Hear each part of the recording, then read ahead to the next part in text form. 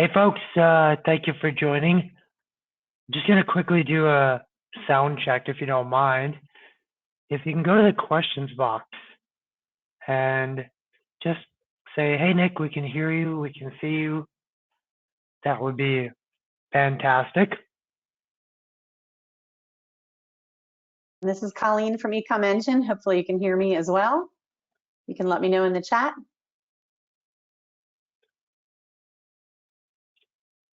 I can hear you perfectly, Colleen. So awesome. Thank you folks for confirming. And got just over 200 people signed up for today. GoToWebinar has been a little tricky these last few weeks. Even for myself, it hasn't been loading as easily. So we always give people a few extra minutes to come on in. We'll get started at officially 2:02 Eastern. But in the meanwhile, we've got a few of you here.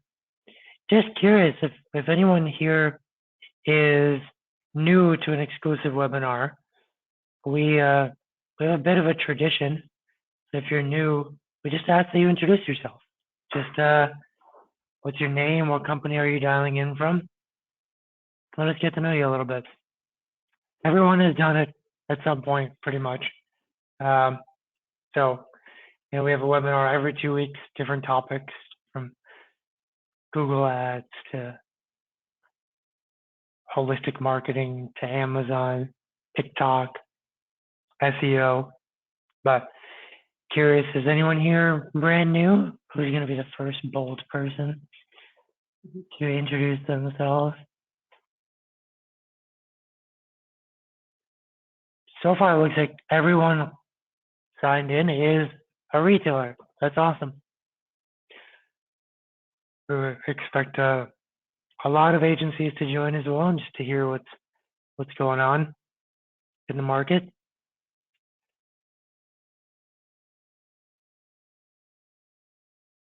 We expect in the next few minutes for the number of people in the audience to increase by about 5x.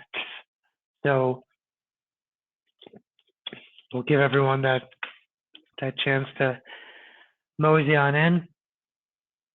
The floodgates open at 1:59 usually. Yeah. Everybody coming in hot from lunch. I'm on the East Coast. It's 1:59 here. I'm in Richmond, Virginia. But Nick's on the West Coast out in California. In LA, finally got some good weather.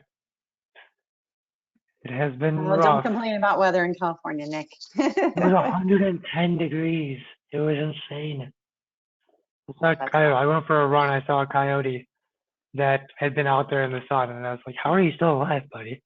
But the weather's gotten great now, so everyone's happy. Now I won't complain. Folks, thank you for joining. I know a bunch of you just got in. We've got a lot to cover today.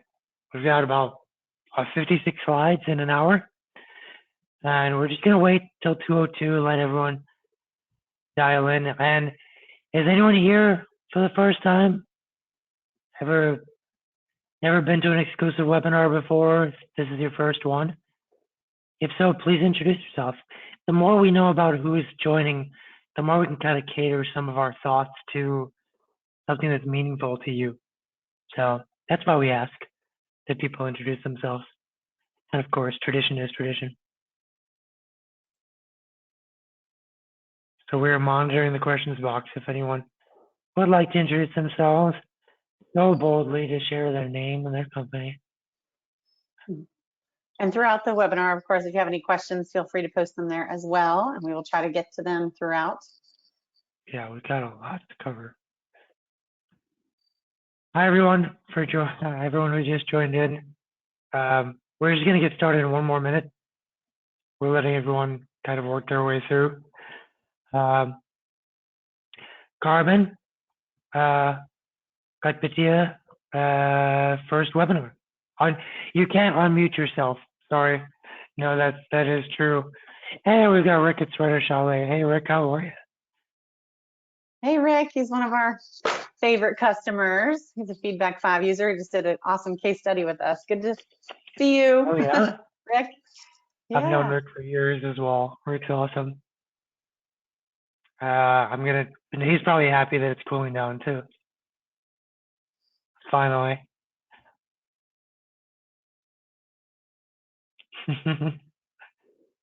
A lot of you just joined. Hi, everyone. Um, listen, it's possible that people are still struggling to get in on the GoToWebinar side. Hopefully, it was fairly easy for everyone so far, but we just tripled our attendee list in the last 3 minutes. So we'll let people keep coming in. We should get started though. There's a lot to cover. We have 15 points. So we're going to go all 15 points. We're going to kind of break it into 3 big sections. But I'll introduce exclusive first. We work with e-commerce businesses, typically businesses that have a fairly well-established market, and the product has been tested in that market. And the only thing that's left is figuring out the best way to use all the platforms available for D2C and marketplace to drive as much growth as possible of that product to that market. That's what we've been doing for 25 years. And we do it basically by getting 3 things perfect. Discipline number 1. If we're going to manage a channel, the person that we assign to manage the channel has to be a career expert in that channel, part of a department that is dedicated towards that channel. So yeah, we have a marketplace department that handles all Amazon and Walmart. But if you do Google Ads, you're talking to someone or working with someone who has 10 years of experience in Google Ads. So there's deep specialization. And then we have a strategy team that coordinates across all those specializations. You get the depth, you get the breadth, and then a technology team that brings in all the data from the different platforms and organizes it in ways that our strategists can use. Everything goes into this warehouse, big part of how we do things. I'm going to touch upon it a little bit, like specifically, how does that help Amazon at all? What big problem does it solve? And we're going to talk about cross-channel attribution. Other things to note, anything in e-commerce, we are very well nested in e-com. We're BigCommerce's Marketing Agency of the Year. We were the first agency ever in the Google Ads program. We're the largest ad spend managers on Google Ads on the East Coast. Klaviyo's top partner, Bright Edge's Partner of the Year. And I'm Nick Rajpal. I'm the VP of Marketing Sciences. 14 years ago, I joined Exclusive to develop our solutions, SEO, Google Ads, Amazon conversion, email, and our strategy team. After building out those departments, I started working more with new clients to figure out what we can do to grow their business as fast as possible. So if any of you want to reach out after, you'll probably work with me and I'll learn your business and I'll start to give some recommendations. Colleen, to you, and before, while you do that, I'm going to pass you mouse control as well. Okay, very good. Yeah, so my name is Colleen Quattlebaum, and I'm the Director of Marketing at Ecom Engine. So just a little bit of background about our company is that we have several different software tools specifically focused on helping Amazon sellers. We have a feedback and review tool called Feedback 5. We have an FBA inventory management tool called Restock Pro, and an FBA product sourcing tool called Market Scout. So we've been in the industry since 2007. And again, we're very Amazon-centric, so we have a lot to share specific to those of you who are selling on Amazon. And then the next slide just is a little bit about me. I've been with Ecom Engine for about 8 years, but in the e-commerce industry for 10 years. And so I just love working with e-commerce sellers and helping to provide more value to you and help you to be more successful on Amazon. So if there's anything I can ever do to help, you can reach me at colleen@ecomengine.com. Awesome. Thanks, Colleen. Colleen and I have done quite a few webinars together. It's definitely one of my favorite duos to be a part of. And the content that she's bringing to the table is pretty fascinating. And I think it's just the right time Um, segue alert. Why are we excited about Q4? So surprisingly, Amazon really fought hard this year to dominate Prime Day, and they showed that they've got the chops to do so. So over the last few years, when Prime Day comes around, everyone else, Walmart, Best Buy, you name it, has been trying to take pieces away from Prime Day. So last year, Prime Day only increased by 8% year over year. This year, Prime Day increased by 16%. It's growing twice as fast. So Amazon did a great job with Prime Day. We're kind of expecting them to dominate the holidays too. They figured this out. On top of that, they're just about to drop another Prime Day. So on September 26th, 5 days, we will find out when Prime Day 2 is going to happen. And it's expected to fall somewhere around the second week of October. Here's another thing that we're pretty excited about. We looked at last year's data. We compared AdWords. This is for all of our clients, by the way. All of our AdWords, Bing, Meta, and Amazon conversion rates, starting just about now in the year till the end of the year. Amazon continued to have the highest conversion rate. Surprise for a lot of you, Meta catches up later in the year to the same conversion rate that Amazon has. It's pretty insane.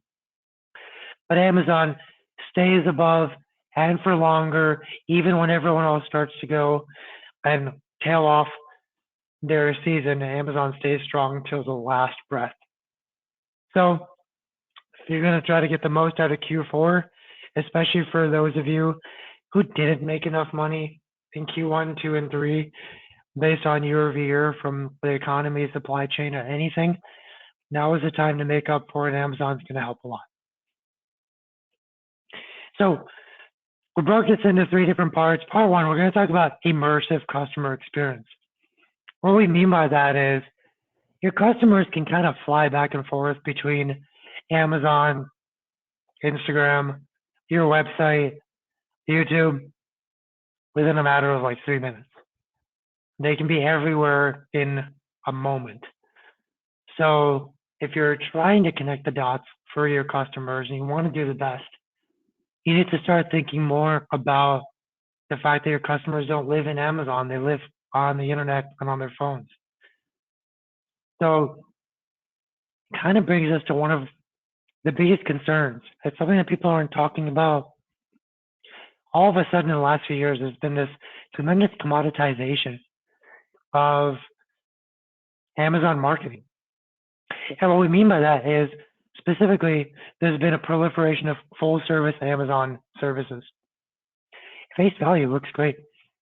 You got the same company that does your product uploads, your page management, your customer support, your ticket management, also is willing to do marketing. Typically, that means setting pretty low A costs, focuses on your brand, using automated tools, or the automated ads, just product ads, and not really straying very far from that. Then there's been kind of at the same time a whole new era of cross-channel marketing. Agencies like us, we're in a group of cross-channel agencies that we didn't get into logistics and ticket management and things like that, but we've finally figured out how to manage D2C, Google search, Google shopping, and social, and Amazon all at the same time. And it's a proficiency in marketing that allows us to say, no, we won't use automation, we'll use manual. We'll do segmentation, we'll use display ads, we'll figure out audience targeting. And by far, people who are still focusing on investing in their performance and not commoditizing marketing and performance are the ones that are winning the most. It's an argument to think about. It's not an argument that can be won across the board. There are going to be outliers, but wanted to just see if some of those assumptions are correct in this group. And what kind of support do you have for your Amazon right now? Are you working cross-channel? You've got an agency that does all your Amazon and your D2C, and they've really figured out all the byplay between. Have you worked with a full service provider that does your logistics? And by the way, they also happen to offer marketing. Do you do it all in-house and thereby potentially stronger grasp of your D2C and your Amazon? Or do you just not do any Amazon advertising at the moment? We wanted to do this not just for you to think about it, but also to see what your peers are up to. Validate a little bit some of the trends that we're seeing. So please do answer. We're going to close this out in 3, 2, 1. Oh, pretty interesting even distribution here. Okay, so there we go. 44% of you are doing this in-house. Your Amazon advertising is all in-house. Fantastic. Lots of good points for the in-house team members out there. For those using agencies, 75% of those using agencies are using a full service solution for Amazon that has the benefit of marketing, and 25% of you are using cross-channel agencies that manage both your Amazon and D2C. Really helpful, and yes, that's the type of trend that we're seeing as well. Understand how much commoditization that can do, especially when you always want to be in the vacuum, right? You want to be part of that small group that is doing more. So here's an example of something that can be done really well if you're doing cross-channel. It is maximizing omnichannel sales. This is a very big picture. We're going to get so much more specific as we go through this, but very big picture level. How do you maximize all the potential sales you can have from your website, D2C, and your Amazon at the same time? And the solution is called media mix modeling. Media mix modeling is a statistical modeling process that allows you to take a lot of data and then test scenarios. Specifically, the scenarios you're trying to figure out are how much can I spend while not losing efficiency? So a zero fidelity loss on efficiency, how much can I spend and grow? And ideally, this is maximizing ad spend on Meta, Facebook, Instagram, Google Ads, and Amazon, where the attribution is broken between these 3 different platforms. But if you ingest all the data for 1 year across these 3 platforms into a linear regression that then outputs a media mix model projection, all of a sudden you can see how can I spend more, reallocate budget, or both. You can see the byplay of performance, how more advertising on Amazon gets you more sales through Google Ads, or social gets you some sales on Google Ads, but also an uptick on Amazon. The tool that we built is working now on 203 of our clients. It automatically takes out all the outlier data for seasonality. And it's the way for us to solve for the big max. We want our clients to grow as fast as possible with the most ad spend without losing fidelity, and that's what we solve for. Also thinking along the lines of a much more immersive experience. You already probably have for your website awareness targeting ads on Meta and Google. You're using Discovery, you're using Performance Max. You can do something similar on Amazon. And again, this is a bit of a vacuum. If you're going to put all your dollars into Amazon ads and you want to figure out where should you spend where less people are spending, targeting is a great way to spend less to get more sales. So you can target people who are in market in your category. You can target people who, based on not just their habits on Amazon, but on Amazon Prime, like video, Amazon Prime Video. You can figure out who they are. So if someone is, constantly watching cooking shows on Prime Video, Amazon's going to tag them as a foodie, and you can start to target them with your cooking products. It's a great way of building targeted exposure. There's another way they do it. It's all like data science, right? So another way Amazon uses a different set of data science is they say, well, a lot of people are interested in something like interior design, but what if we can find the people that are like the 1% most interested in interior design? That's what they call interests. What if we can infer from people buying bathing suits, snorkels, and suitcases that they're about to travel? Great, that's life events. So you can open up your targeting in almost more compelling ways than what you can do in Meta and Google Ads. What about retargeting? Not just awareness for new customers, but retargeting. It's hard enough to get someone interested in your product. Amazon now makes it really easy for you to go back to people that you spent all this money to close. There's 3 different ways of doing this. You sell a consumable or something that you think could potentially be used by someone as a gift purchase in Q4. They own it, now they want to buy it to give it to someone else. You can target using a look back window for repeat purchases.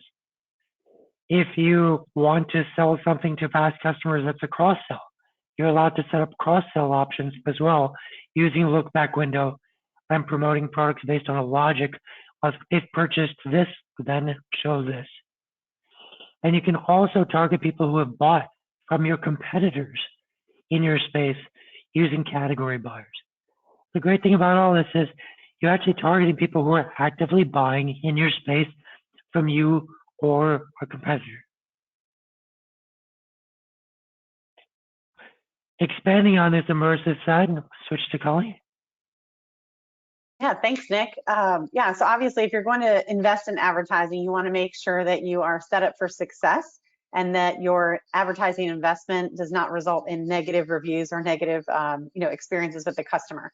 So to make sure that you have a great customer experience that you're providing, make sure that you set up alerts for any negative reviews that you get on Amazon. Make sure that you and your team are prepared to respond timely to any negative reviews.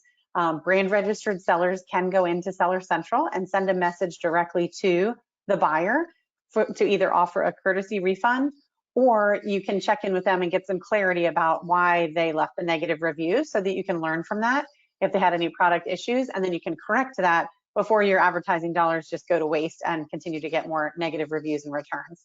Also, when you're requesting reviews, make sure that you exclude refunded orders, any late shipments, any at-risk orders that could result in being more likely to get a negative review. If you have some negative reviews right now and you're concerned going into the holiday season, I would recommend that you reach out to Celatech. It's celatech.com. They can help you with negative review removal. Obviously, they must be within Amazon's terms of service. Amazon typically catches things like if there's profanity in a review, that will be removed or stricken. But sometimes they don't catch things that are within terms of service and can be removed. And Celatech has a great system that can help identify those and go through the Amazon process to get those removed for you. So that's one company you could reach out to here right before the holiday season to try to reduce some of those negative reviews that might be holding you back. And then another company that I always love to refer people to is On-Site Support. This is a good buddy of ours in the industry. His name is Isaac. He started this company. He's been working closely with Amazon for this Get Product Support button that is in the orders page. So if the buyer purchases, maybe it's like a remote control, vehicle for their kid for Christmas, they're having trouble with it, instead of returning it or thinking it's broken, they could go, when they go to return it, they'll see a Get Product Support button where they can chat live with an agent or even go to like an instruction manual about the item, maybe some frequently asked questions. And that's a great way to help reduce the amount of potential returns or negative reviews. But on-site support can help you get access to that button with Amazon. So as long as you're the brand registered brand owner, then you can get access to that with on-site support. That has been in beta for this past year, so they're the only ones that I know of that have worked with Amazon to be able to allow brands to get that button. So definitely look into that. All right, so we talked about the customer experience, and for part two, we want to get into more about optimization and some more data tips going into fourth quarter. So what is the best way to request reviews? So I talked about, what happens if you get negative reviews, what you can do, but how do you, try to get more reviews? There are a lot of rules with Amazon, and there's multiple ways to request reviews. One being using the request a review button, which is found in Seller Central, which is a manual process to go in there and click it for every order. So we do recommend that you find some software that can help you automate that to save time, especially when everybody's busy at the holidays. Our tool, Feedback 5, does automate that. And people always ask us, who's using buyer seller messaging versus the request a review button. So this pie chart here shows out of all of the Feedback 5 users, we have thousands of Amazon sellers using our tool. 77% are using the request a review message to request reviews on Amazon orders. One of the main reasons for that is that Amazon has made the message very mobile friendly. It's optimized, makes it very easy for the buyer to leave a review. It's getting great results. It's translated into the buyer's language of choice, and the sellers can be sure that it follows Amazon policy because the message comes directly from Amazon themselves. So we do have some customers that are using buyer seller messaging, and that does make more sense if you're looking more for seller feedback. While the request a review message from Amazon does ask for feedback, it asks for the review first. So the feedback is the second button in that in the email message. So many buyers overlook that. So if you're specifically looking for more feedback, buyer seller messaging is a great way to go. But we highly recommend using the request a review message for many of the reasons that I said. And some of our data shows that sellers are getting about 41% more reviews in the first 10 days of activating that request a review message versus buyer seller messaging. And a lot of that, again, goes to the fact that Amazon has already worked hard to optimize this message. It's mobile friendly, in the buyer's language of choice, etc. So what is the equation for review success? It's not only about getting more reviews, more quantity, or just 5-star, 4 and 5-star reviews, but also recent reviews. If you're advertising, investing in advertising, you want to make sure that you have recent reviews that show that you're relevant and recent in the market.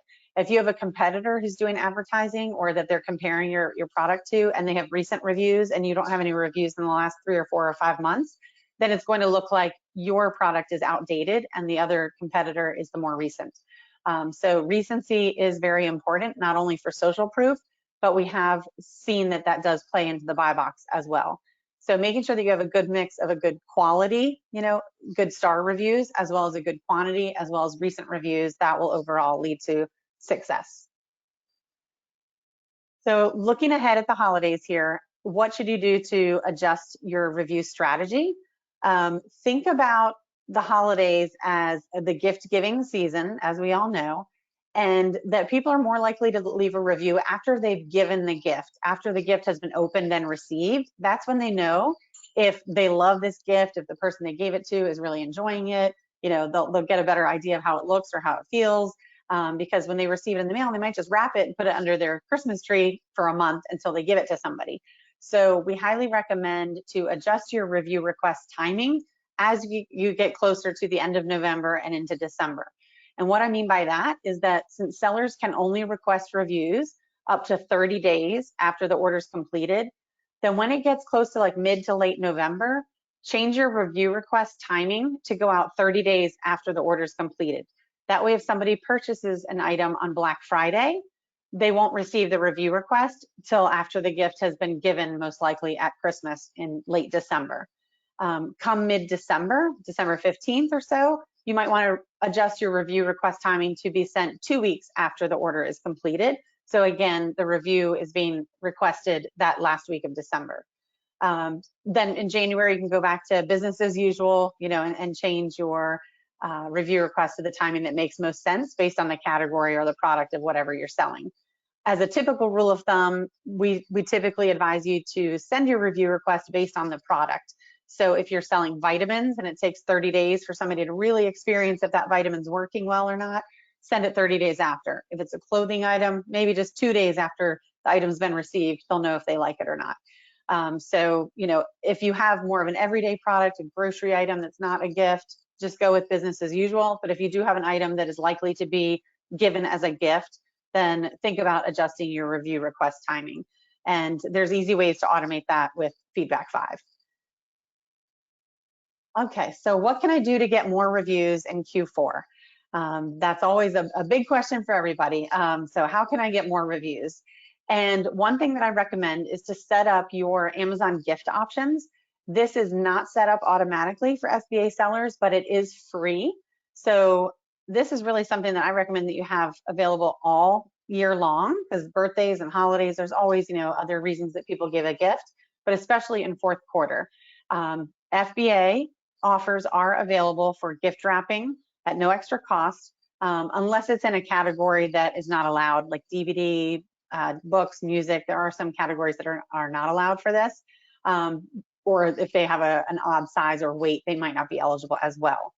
But what you need to do is basically just go into your main settings menu in Seller Central, click on gift options, and you'll have a couple options there to either have an Amazon gift message or Amazon gift wrap, and just follow the prompts. But if somebody's comparing, trying to figure out what to purchase, maybe they're sending it, I'm sending something to Nick for Christmas in California and I'm ordering it on Amazon here in Virginia. If I have the option to order something that's going to automatically have an option to be wrapped, I'm more likely to select that versus another item that doesn't have the gift wrap option, so that when Nick receives his holiday gift from me, it's already wrapped and nice and presentable. So just keep that in mind. Check out the Amazon gift options, because if there's been a good experience, first impressions are everything. That will lead to not only better seller feedback, but better reviews as well. And now's a good time to A/B test your review requests. And what I mean by this is test whether you want to test the subject line or buyer seller messaging versus request a review button. Now's a great time to test that. We usually recommend 2 to 4 weeks so that you have plenty of time to see the results of that test.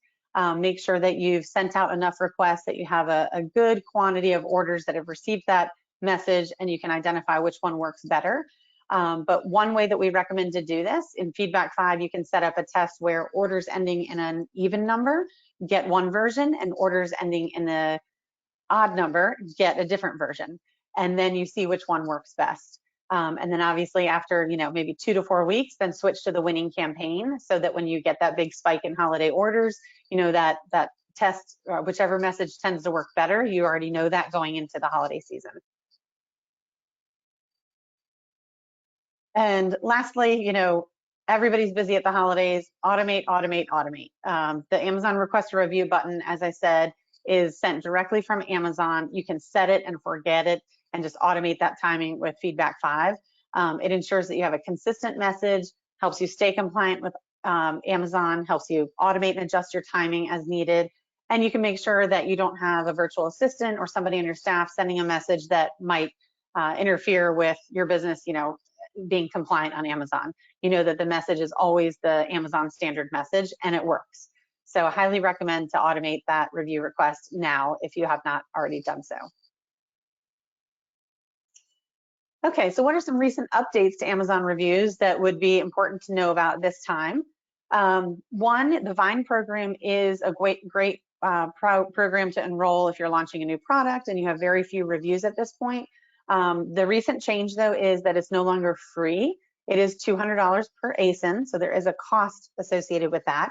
But basically what you do is you send in your product to Amazon, and the Vine voices, so select reviewers that they've chosen, will receive your product, and they get an opportunity to review your product.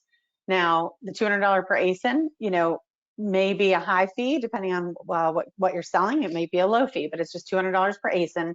But I would highly recommend to make sure that your listing, your images, your packing, everything is up to snuff, has been quality tested before submitting it to Vine, because we have seen some scenarios where sellers have sent their products to Vine and they've received some negative or neutral reviews that actually have hurt them.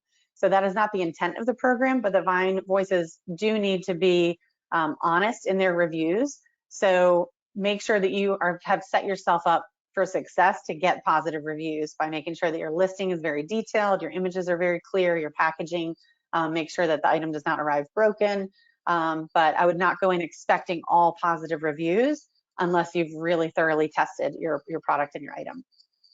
And then next, I just wanted to mention that Amazon is really cracking down on fake reviews. So make sure that you are not using any black hat tactics to get product reviews. Make sure that you're doing everything by the book, by Amazon's terms of service.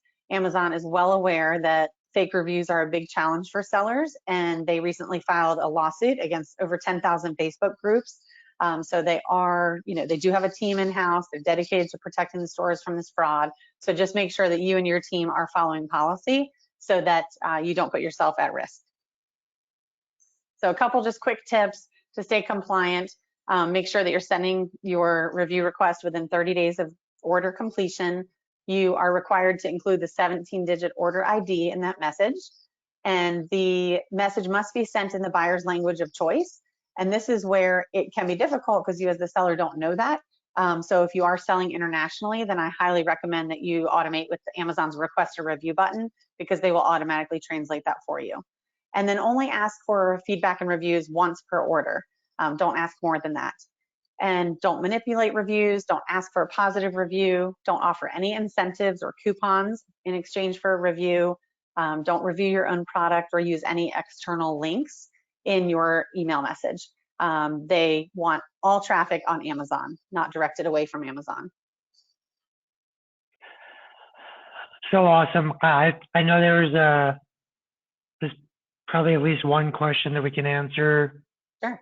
Either right now or we can hold. Katie, if you don't mind holding till the end. If you have anywhere to go, just let us know and we'll answer the question earlier.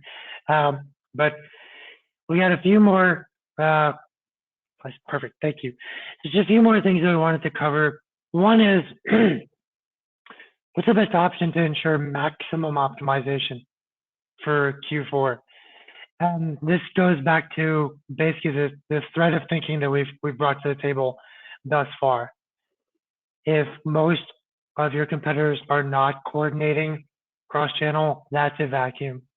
If most of your competitors are not using display or retargeting or awareness targeting, that's a vacuum. Whatever you do that other people don't do is your competitive advantage. And with that, we introduce a partner that we have just started using in the last several months and already have seen a huge uptick for our clients. The technology is called PackView. And the reason we chose it is we wanted to be able to do more with advertising than any of our clients' direct competitors could do. So we wanted to have faster access to keyword research. We wanted to be able to set bid adjustments based on logic. You're not allowed to do day parting in Amazon. And sometimes what happens in Amazon is you say, I want to spend $300 budget. By 8 a.m., you've already spent it. So no one's even awake and you've already spent your budget. That's how Amazon does it. Day parting allows you to time things out based on different habits. You can with PackView, not just use like ACoS targeting, you can use a lot of different KPI metrics. And then the AI system is obviously trying all the time to optimize based on new data. In other words, you're going to have the best performance out of any of your competitors. So definitely something worth looking at for our clients. We're slowly transitioning all of them. We're just charging a little bit extra because we have to pay PackView for the license, but it allows us to dramatically increase performance, but also control Walmart and Amazon marketing at the same time. In the same vein, how can you expand keyword research and targeting as quickly as possible before Q4? So most of you have heard of Helium 10 as a great source of keyword data. What PackView allows us to do right now is based on the ASIN, based on keywords we've targeted, based on data in an ad group, automatically we can basically get qualified keyword data that we can quickly add to our keyword targeting and then put into testing so that if it hits the KPI, intended KPI target, this new expanded keyword group is helping you scale. It's why PackView should not be used as a set it and forget it approach. There's a lot of hand holding that is required If you want to maximize the most performance possible, you have to learn how to use the system, and it is just a head above the Amazon system itself. How do you stay focused on the most high value Amazon customers this quarter? It's a question that a lot of people have for us, and especially when they're selling a premium product. So we found two techniques that seem to work the best. First, if you want access to the best consumers on Amazon, the easiest access to that cohort is by, if you can, if you have a repeat consumable product, is to use subscribe and save. So subscribe and save is simply put appeals to the best Amazon users. It's good to know 51% of Amazon Prime users use subscribe and save, so this is like the best 51%. That same 51% happens to prefer using Amazon over any other store. 70% of them will spend over $100 on an Amazon product. It's not a problem for them. And 61% of subscribe and save users are buying from Amazon at least once a week, So they just happen to be the most frequent users, the biggest spenders on Amazon. So if you can edge your way into subscribe and save, you get access to a lot. But what if you sell a premium product? A lot of people are weary of selling on Amazon purely because they have a premium price point. So the strategy for that is fairly simple. You take your product, you search for the categorical phrase that your product is assigned to, and then you do a quick audit and you identify any competitor that is selling a product in your price point. So maybe out of all the listings on page one, only 3 or 4 are in your price point, and that's not a problem. But you do need to find them. Immediately, you can start to conquest those brands. So when someone types in that brand keyword, you should show up as a competitor because they are a price point competitor to you. But on top of that, you can run spirit campaigns where when someone visits that product that is price point similar to yours, you show up at the bottom of that product as a sponsored product related to. And you can start to pivot and redirect those buyers directly to your product. How do you ensure video ads are performing their best? So if you're not running video ads at the moment, and I imagine that a lot of those who said they use full service solutions for Amazon, maybe your full service is not experimenting with a lot of ad types.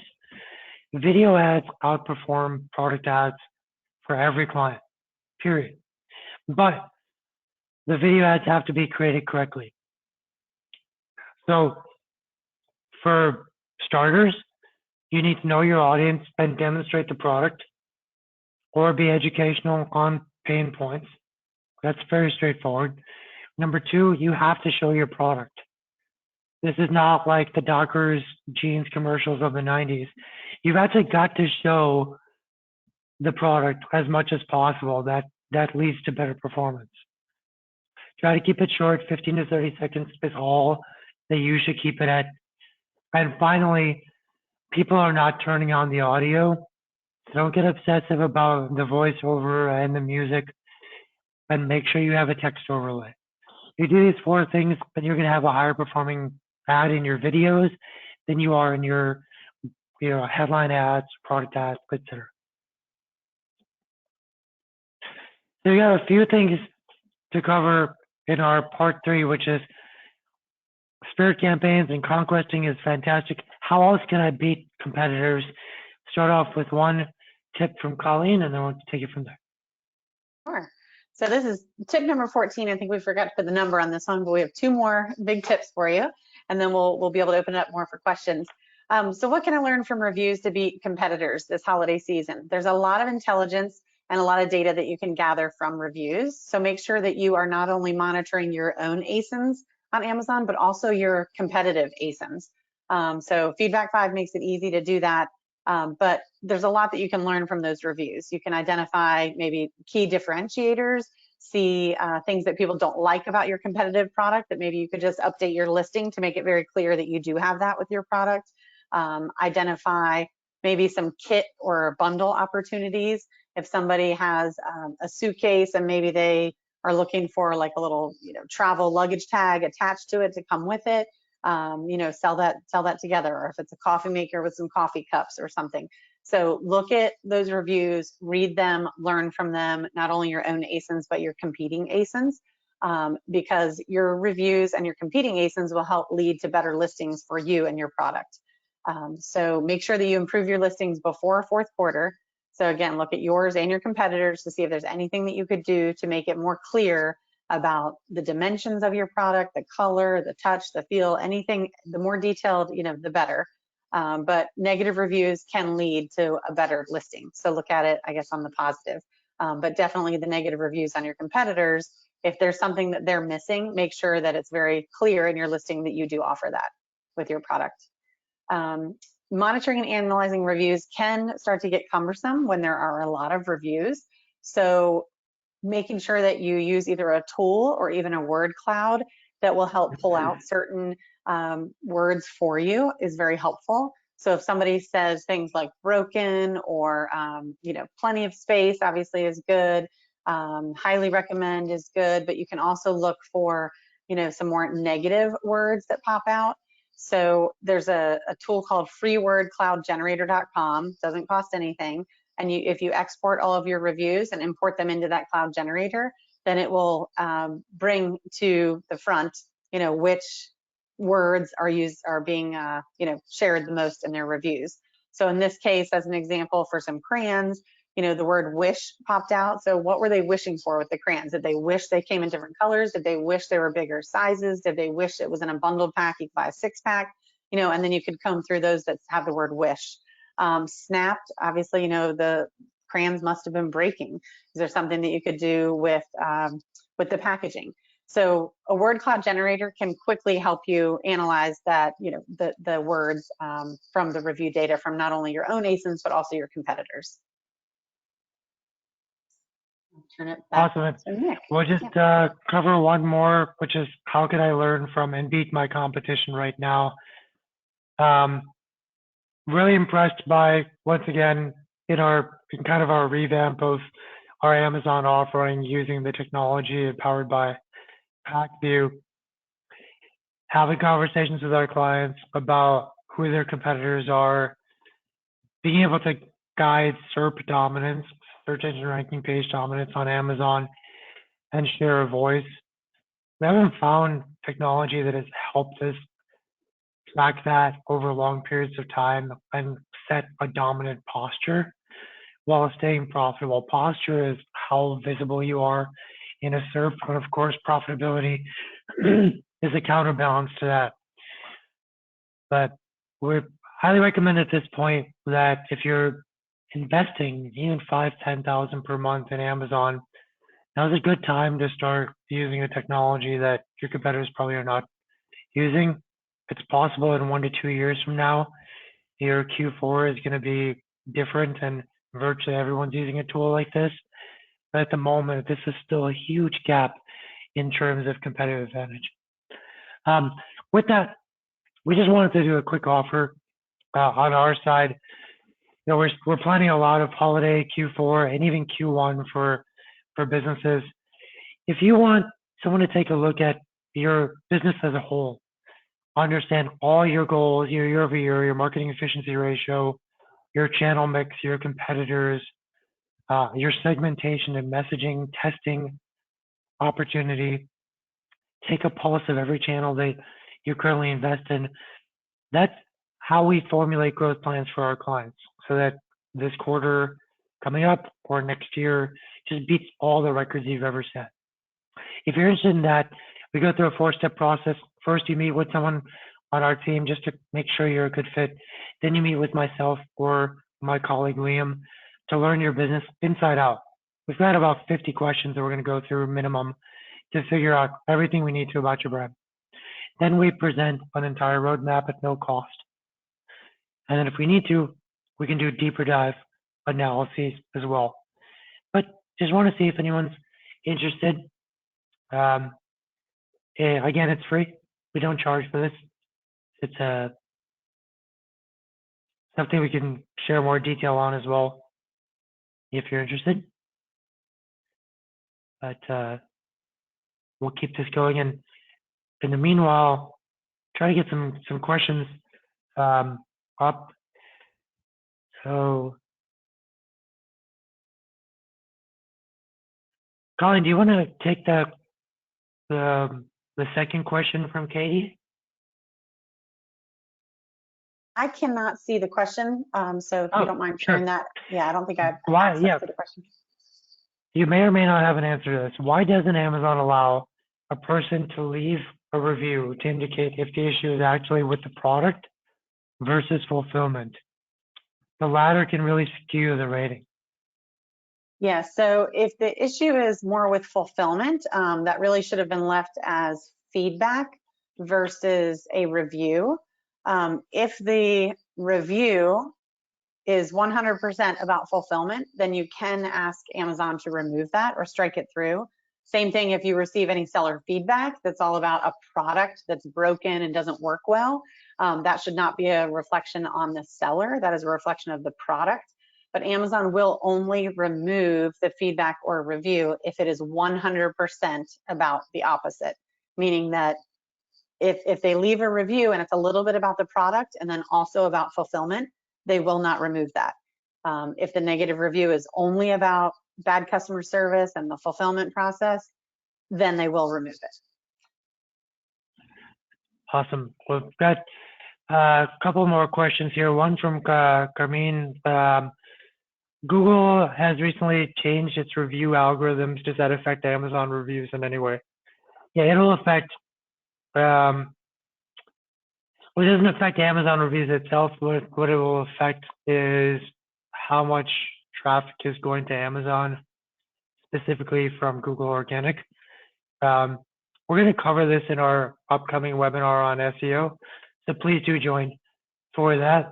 But there's a lot of other changes that are happening in the Google to Amazon ecosystem that are of note as well. For example, with Amazon updating from A9 to A10 algorithm, they now give you more credit in your rankings in Amazon for sales that you bring to Amazon.